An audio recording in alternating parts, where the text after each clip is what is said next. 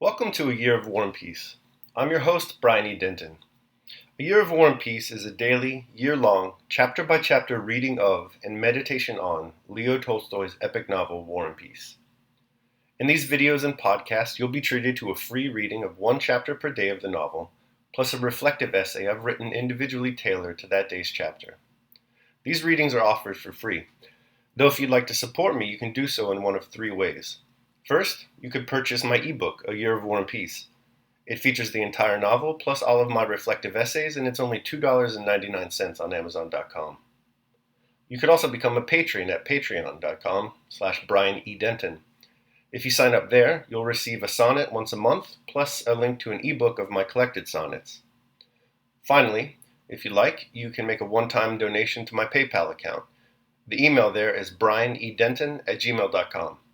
You can also use that email to contact me. I'd be happy to hear from you. Your support is greatly appreciated. Today's reading and reflection is on Chapter 66. Chapter 66.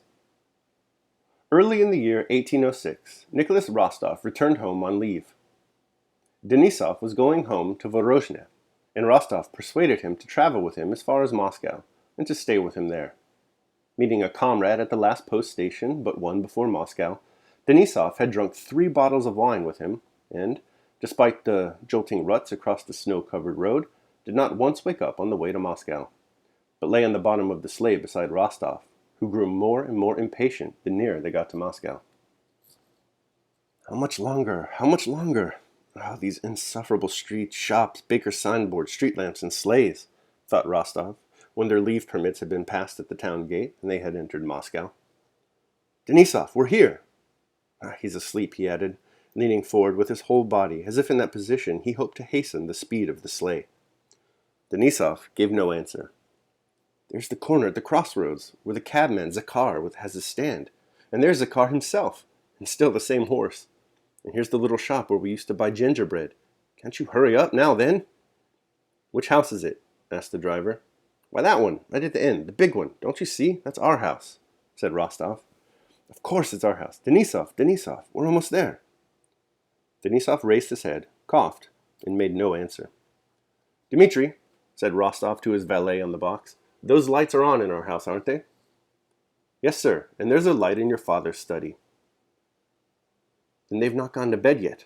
What do you think? Mine now. Don't forget to put out my new coat, added Rostov, fingering his new mustache. Now then, get on, he shouted to the driver. Do wake up, Vaska, he went on, turning to Denisov, whose head was again nodding. Come, get on. You shall have 3 rubles for vodka. Get on. Rostov shouted, when the sleigh was only 3 houses from his door. It seemed to him the horses were not moving at all. At last the sleigh bore to the right, drew up at the entrance, and Rostov saw overhead the old familiar cornice, with a bit of plaster broken off, the porch, and the post by the side of the pavement. He sprang out before the sleigh stopped, and ran into the hall. The house stood cold and silent, as if quite regardless of who had come into it. There was no one in the hall. Oh God, is everyone all right? He thought, stopping for a moment with a sinking heart, and then immediately starting to run up the hall and up the warped steps of the familiar staircase. The well-known old door handle, which always angered the Countess when it was not properly cleaned, turned as loosely as ever. A solitary tallow candle burned in the anteroom. Old Michael was asleep on the chest. Prokofy, the footman, who was so strong that he could lift the back of the carriage from behind, sat plaiting slippers out of cloth selvages. He looked up at the opening door, and his expression of sleepy indifference suddenly changed to one of delighted amazement. Gracious heavens, the young Count! He cried, recognizing his young master. Can it be? My treasure! Said Prokofy, trembling with excitement, rushed toward the drawing-room door, probably in order to announce him, but, changing his mind, came back and stooped to kiss the young man's shoulder. All well? Asked Rostov, drawing away his arm. Yes, God be thanked, yes! They've just finished supper. Let me have a look at you, Your Excellency. Is everything quite all right? The Lord be thanked, yes! Rostov, who had completely forgotten Denisov, not wishing anyone to forestall him, threw off his fur coat and ran on tiptoe through the large dark ballroom. All was the same. There were the same old card tables and the same chandelier with a cover over it. But someone had already seen the young master, and before he had reached the drawing room, something flew out from a side door like a tornado and began hugging and kissing him. Another and yet another creature of the same kind sprang from a second door, and a third.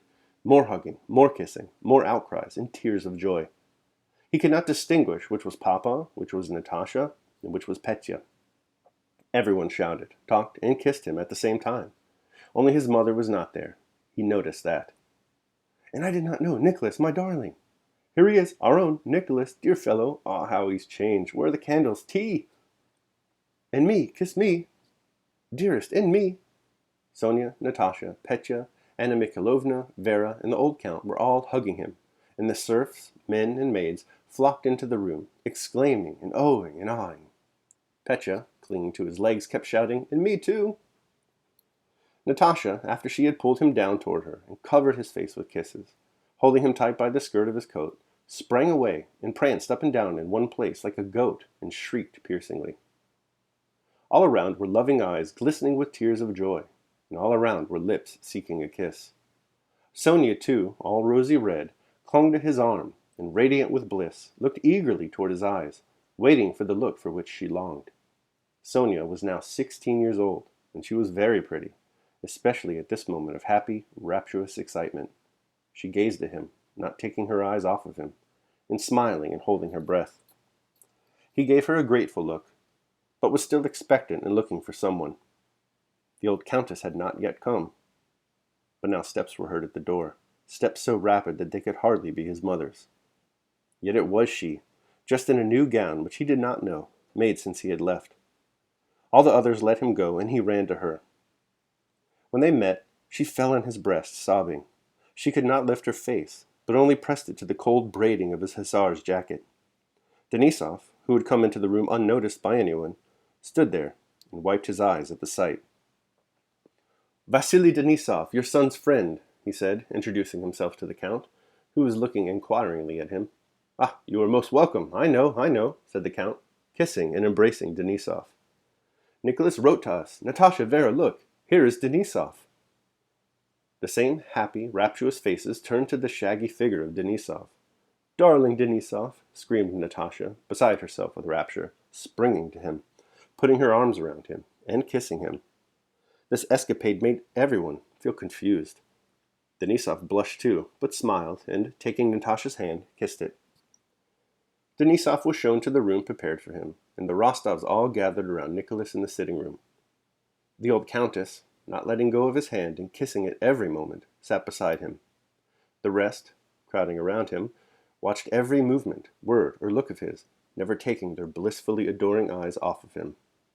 His brother and sister struggled for the places nearest to him, and disputed with one another who would bring him tea, handkerchief, and pipe. Rostov was very happy in the love they showed him, but the first moment of meeting had been so beatific that his present joy seemed insufficient, and he kept expecting something more, and yet more. Next morning, after the fatigues of their journey, the travelers slept till 10 o'clock. In the room next to their bedroom there was a confusion of sabers, satchels, sabretaches, open portmanteaus, and dirty boots. 2 freshly cleaned pairs with spurs had just been placed by the wall. The servants were bringing in jugs and basins, hot water for shaving, and their well-brushed clothes. There was a masculine odor, and a smell of tobacco. "Hello, Griska, my pipe," came Vasily Denisov's husky voice. "Rostov, get up."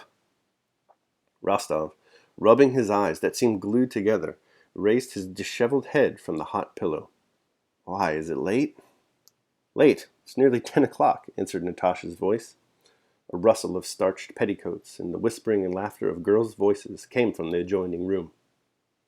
The door was opened a crack, and there was a glimpse of something blue, of ribbons, black hair, and merry faces. It was Natasha, Sonia, and Petya, who had come up to see whether they were getting up. "Nicholas, get up!" Natasha's voice was again heard at the door. Directly." Meanwhile, Petya, having found and seized the sabers in the outer room, with the delight boys feel at the sight of a military elder brother, and forgetting that it was unbecoming for the girls to see men undressed, opened the bedroom door. "Is this your saber?" he shouted. The girls sprang aside. Denisov hid his hairy legs under the blanket. looking with a scared face at his comrade for help. The door, having let Petya in, closed again. A sound of laughter came from behind it. "Nicholas, come out in your dressing gown," said Natásha's voice. "Is this your saber?" asked Petya. "Or is it yours?" he said, addressing the black-mustached Denisov with servile deference. Rostov hurriedly put something on his feet, drew on his dressing gown, and went out. Natásha had put on one spurred boot, and was just getting her foot into the other. Sonia, when he came in, was twirling around and was about to expand her dresses into a balloon and sit down. They were dressed alike, in new pale blue frocks, and were both fresh, rosy, and bright. Sonia ran away, but Natásha, taking her brother's arm, led him into the sitting room, where they began talking. They hardly gave one another time to ask questions and give replies concerning 1,000 little matters, which could not interest anyone but themselves. Natásha laughed at every word he said, or that she said herself, not because what they were saying was amusing, but because she felt happy and was unable to control her joy, which expressed itself by laughter. "Oh, how nice, how splendid!" she said to everything. Rostov felt that, under the influence of the warm rays of love, that childlike smile, which had not once appeared on his face since he had left home now, for the first time after 18 months, again brightened his soul and his face. "No, but listen," she said. "Now you are quite a man, aren't you? I'm awfully glad you're my brother." She touched his mustache. "I want to know what you men are like. Are you the same as we? No?" "Why did Sonia run away?" asked Rostov. "Ah, yes, that's a whole long story. How are you going to speak to her, thou or you?" "As it may happen," said Rostov. "No, call her you, please. I'll tell you all about it some other time. No, I'll tell you now. You know Sonia is my dearest friend. Such a friend that I burned my arm for her sake. Look here." She pulled up her muslin sleeve and showed him a red scar on her long, slender, delicate arm, high above the elbow, on that part that is covered even by a ball dress. "I burned this to prove my love for her. I just heated a ruler in the fire and pressed it there." Sitting on the sofa with her little cushions on its arms, in what now used to be his old schoolroom, and looking into Natásha's wildly bright eyes, Rostov re-entered that world of home and childhood, which had no meaning for anyone else, but gave him some of the best joys of his life. And the burning of an arm with a ruler as proof of love did not seem to him senseless. He understood and was not surprised by it. "Well, and is that all?" he asked. "We are such friends, such friends. All that ruler business was just nonsense, but we are friends forever. She, if she loves anyone, does it for life, but I don't understand that. I forget quickly." "Well, what then?" "Well, she loves me and you like that." Natásha suddenly flushed. "Why, you remember before you went away? Well, she says you forgot all that. She says, 'I shall love him always, but let him be free.' Isn't that lovely and noble? Yes, very noble, isn't it?" asked Natásha, so seriously and excitedly that it was evident that she was now saying what she had talked of before with tears. Rostov became thoughtful. "I never go back on my word," he said. "Besides, Sonia is so charming that only a fool would renounce such happiness." "No, no," cried Natásha. "She and I have already talked it over. We knew you'd say so. But it won't do, because you see, if you say that, if you consider yourself bound by your promise, it will seem as if she had not meant it seriously. It makes it as if you were marrying her because you must, and that you wouldn't do it all." Rostov saw that it had been well considered by them. Sonia had already struck him by her beauty on the preceding day. Today, when he had caught a glimpse of her, she seemed still more lovely. She was a charming girl of 16, evidently passionately in love with him. He did not doubt that for an instant.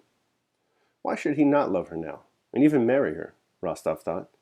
But just now there were so many other pleasures and interests before him.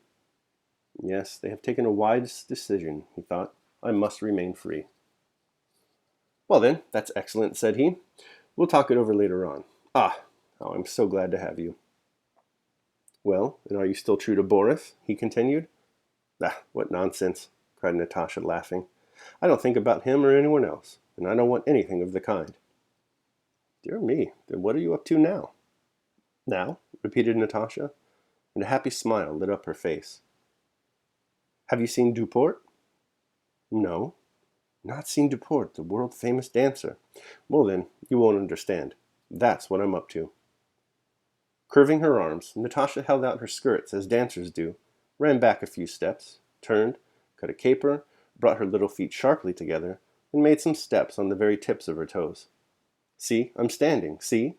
she said, but could not maintain herself or her toes any longer. "So that's what I'm up to. I'll never marry anyone, but will be a dancer, only don't tell anyone." Rostov laughed so hard and merrily that Denisov, in his bedroom, felt envious, and Natasha could not help joining in. "No, but don't you think it's nice?" she kept repeating. "Nice. And so you no longer wish to marry Boris?" Natasha flared up. "I don't want to marry anyone, and I'll tell him so when I see him." "Dear me," said Rostov. "Ah, but that's all rubbish," Natasha chattered on. "And is Denisov nice?" she asked. "Yes, indeed." "Oh, well then, goodbye. Go and dress. Is he very terrible, Denisov?" "Why terrible?" asked Nicholas. "No, Vaska is a splendid fellow." "You call him Vaska? That's funny. And is he very nice?" "Very." "Well then, be quick. We all have breakfast together." And Natasha rose and went out of the room on tiptoe, like a ballet dancer, but smiling as only happy girls of 15 can smile. When Rostov met Sonia in the drawing room, he reddened. He did not know how to behave with her. The evening before, in the first happy moment of meeting, they had kissed each other, but today they felt that it could not be done. He felt that everybody, including his mother and sisters, was looking inquiringly at him and watching to see how he would behave with her. He kissed her hand and addressed her not as thou, but as you, Sonia. But their eyes met and said thou, and exchanged tender kisses. Her looks asked him to forgive her for having dared, by Natasha's intermediacy, to remind him of his promise, and then thanked him for his love. His looks thanked her for offering him his freedom, and told her that one way or another he would never cease to love her, for that would be impossible. "How strange it is," said Vera, selecting a moment when all were silent, "that Sonia and Nicholas now say you to one another, and meet like strangers." Vera's remark was correct, as her remarks always were, but, like most of her observations, it made everyone feel uncomfortable. Not only Sonia, Nicholas, and Natasha, but even the old Countess, who, dreading this love affair which might hinder Nicholas from making a brilliant match, blushed like a girl. Denisov, to Rostov's surprise, appeared in the drawing room, with pomaded hair, perfumed, and in a new uniform, looking just as smart as he made himself when going into battle, and he was more amiable to the ladies and gentlemen than Rostov had ever expected to see him. Alright, so that concludes my reading of chapter 66. I will now proceed to my reflection on the same. A Year of War and Peace, Day 66. Kisses. Musical counterpoint, think Bach's two-part inventions, is the relation of two or more harmonically interdependent voices that are independent in rhythm and pitch contour. I like to think of this chapter and yesterday's reading as a type of literary counterpoint. Yesterday, we died a little bit with Prince Andrew. Today, we live, very much so, with the happy Rostov family reunited once again back home in Moscow. We'll see, however, that though these chapters are independent in theme and tone, there is a certain interdependence to them, and probably a reason why Tolstoy sets them off against each other. Their independence is manifest from the very beginning. We left Prince Andrew dying in a field alone, contemplating the meaninglessness of existence. We pick up with Rostov, newly mustachioed, so very happy to be returning home to Moscow. His joy is nothing in comparison to that which he's about to meet with from his family when they learn of his arrival. Kisses. That's pretty much the whole of this entire chapter. Kisses. Kisses for Rostov, kisses for Denisov, kisses from Natasha, kisses from Petya, kisses even from old man Rostov. Kisses from everybody, and kisses for everybody. Kisses all around. Even when the deluge of kisses abates after a good night's sleep, the joy and exuberant happiness afforded by Nicholas's return home continues. Rostov spends the morning in joyous talk with his sister Natasha about what he's missed during his months away in service. He learns that Sonia and Natasha have decided that he is to be free of Sonia. That is, he should not feel obliged and trapped into marrying her, as he said he would before he left. Sonia wants his decision to be made freely. And Natasha has already forgotten about her childish infatuation with Boris. The upshot here, then, is the jubilation of a family united. Counterpoint. Prince Andrew, it appears, is not coming home to his family. So while in Moscow the Rostovs rejoice, in Bald Hills a despairing pallor has probably set over the entire Bolkonsky estate. Why? Attachment, most likely. After all, the common denominator here is the presence or absence of a loved one. Our loved ones play such an important role in our emotions and well-being. But perhaps they shouldn't. They don't, after all, belong to us, and their lives are not under our control. Daily meditation. When you are delighted with anything, be delighted as with a thing which is not one of those things which cannot be taken away, but as with something of such a kind as an earthen pot is, or a glass cup, that when it is broken, you may remember what it was, and may not be troubled. So in this matter also, if you kiss your own child, or your brother or friend, never give full license to the appearance, and allow not your pleasure to go as far as it chooses, but check it, and curb it as those who stand behind men in their triumphs, and remind them that they are mortal.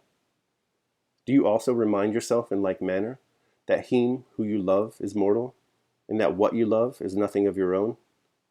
It has been given to you for the present, not that it should not be taken from you, nor has it been given to you for all time, but as a fig is given to you, or a bunch of grapes at the appointed season of the year. But if you wish for these things, you are a fool. So if you wish for your son or friend when it is not allowed to you, you must know that you are wishing for a fig in winter. For such as winter is to a fig, such is every event which happens from the universe to the things which are taken away according to its nature. And further, at the times when you are delighted with such a thing, place before yourself the contrary appearances. What harm is it while you are kissing your child to say with a lisping voice, "Tomorrow you will die," and to a friend also, "Tomorrow you will go away, or I shall, and never shall we see each other again." Epictetus, The Discourses. All right, thanks so much for joining me in my reading and reflection today on Chapter 66 of War and Peace. I hope you liked it.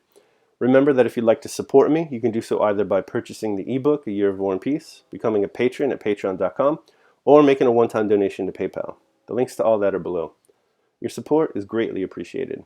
Tomorrow we will be reading and reflecting on Chapter 67 of War and Peace. I hope you'll join me. Until then, take care of yourselves and others.